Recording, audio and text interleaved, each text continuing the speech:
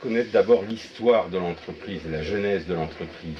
Oui, la genèse de l'entreprise, c'est une longue histoire puisque ça fait 47 ans que j'ai commencé. J'ai commencé sous un hangar agricole. Mon histoire est atypique parce que j'ai dû arrêter l'école très tôt. Vous aimiez le travail du bois déjà? Pas spécialement le bois, la matière en général. Ouais. Au départ, vous faisiez des petits objets en bois. Le départ, j'ai travaillé dans une usine, une petite entreprise, où ils fabriquaient des articles cadeaux en bois. J'y ai travaillé un an et j'ai très vite compris comment ça fonctionnait. Et donc, pendant mes vacances, et le soir, le dimanche, c'est là que j'ai commencé à faire mes collections. Et puis après le temps a passé, j'ai embauché un premier employé qui était mon voisin.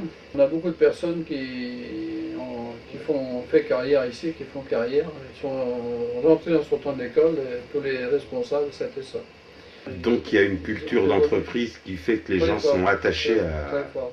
Dans le passé, je me suis beaucoup formé entre-temps parce que j'avais arrêté l'école tôt.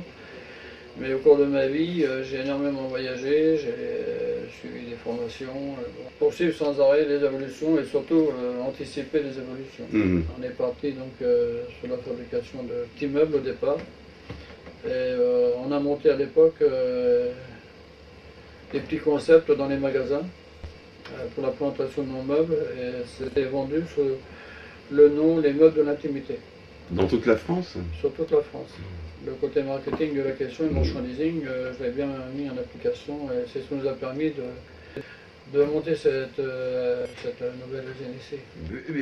Vers quelle époque vous passez de l'artisanat à l'industrie sans dire une date précise, mais... Attendez, j'ai commencé en 66.